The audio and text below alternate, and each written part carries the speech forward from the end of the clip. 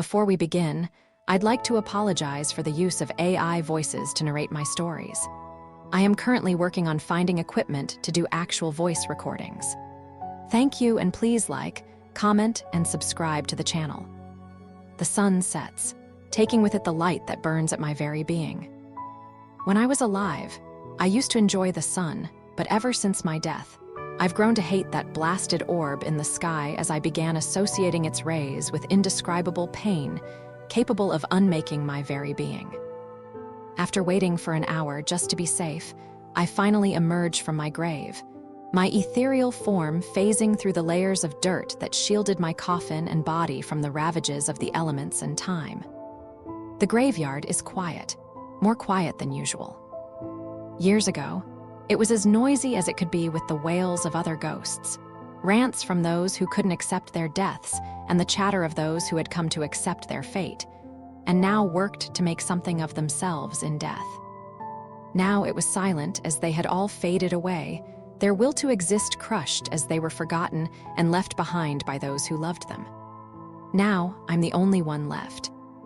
Solidifying my ethereal form, I land and feel the cold earth beneath my feet. The sensation's pleasant, although heavily dulled by my lack of nerves. Taking a deep breath of air that I no longer needed, I step foot outside the cemetery, a thick mist rolling off me as the all-too-familiar tune fills the air, seeping into the ears of those who still roamed the street and sending them rushing into their homes. A reaction born of losing one too many loved ones to the mist and the music. Walking through the empty streets, I take my time to observe the new buildings, the wonders of science and technology that had been birthed in my absence. I should be awed. I should be eager and glad that the world is getting better, and the maladies of yesterday were being obliterated by the progress of man. Yet all I could feel was rage. Indescribable rage and hopelessness as I watched the world, and those in it, move forward without me. It wasn't fair. What did I do to deserve being left behind even in death? My thoughts were broken by the sound of screams as the mist had found its first target. Good. Separating myself from space, I glide through the empty void and reappear next to the source of the screams.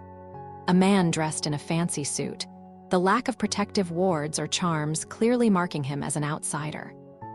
The mist held him down, the tendrils solidifying around him to form inescapable chains. Without even bothering to listen to his cries, I gripped his neck with a telekinetic grasp and watched eagerly as he gasped and choked, his face turning that beautiful shade of lavender. The same shade that I had turned all those years ago. Soon his suffering would be over and he would join me, ending my loneliness for the foreseeable future. A minute passes and then 2, then 5. His choking soon dies out and his body finally goes still, cold. The mist uncurls, letting his body fall to the floor as I wait patiently for his soul to leave his body, only for a small burst of golden light to escape his body and rush upwards to the sky, weaving past the tendrils of mist that chased after it in an attempt to pull it back to me. Once it disappears, all I can feel is a sense of unfairness and anger at having a chance for companionship stolen from me by those above. Lucky him is all I can think as I open his body with a thought, spilling lavender blood over the floor to express my frustrations at the ones above robbing me of my prize.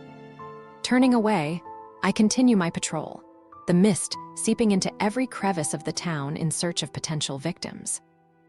My trek brought me to an all-too-familiar building, my former home. Placing a hand on the carved oak door of the now abandoned building, my non-existent heart ached once more as I remembered how easily I had been forgotten. I had barely been in the ground for a year, and they had already replaced me with a new child. Years had passed, and I watched the ones I loved grow older and moving on like I was never here. I remembered how much I had tried to reach out to them, moving items around and flickering the lights as a sign to let them know I was around. But the barrier between life and death had turned my actions into incoherent wails and phenomena that were easily passed off as electrical faults or faulty piping. I had tried so much to reach out to them.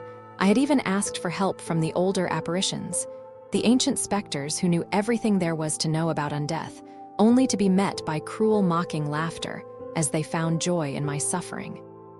Who's laughing now? I thought to myself bitterly as I walked away from the door, unable to bring myself to step foot into the uninhabited home. It never fades, the pain of being forgotten by those who you held dearest to your heart. Time passed by slowly as I performed my final rounds around the town in search of anything that would save me from this unending pain and boredom. Walking back to the cemetery, I sit on my tombstone and wait for the sun to rise and bring a new day with it, hopefully one that ends all this. To the parents who have laid your children to rest here, I can only ask you to forgive me for all I've taken from you. I can reassure you that there is a city above or below where you'll see them again, but until then, you'll have to lay in bed and live with the pain of burying your own.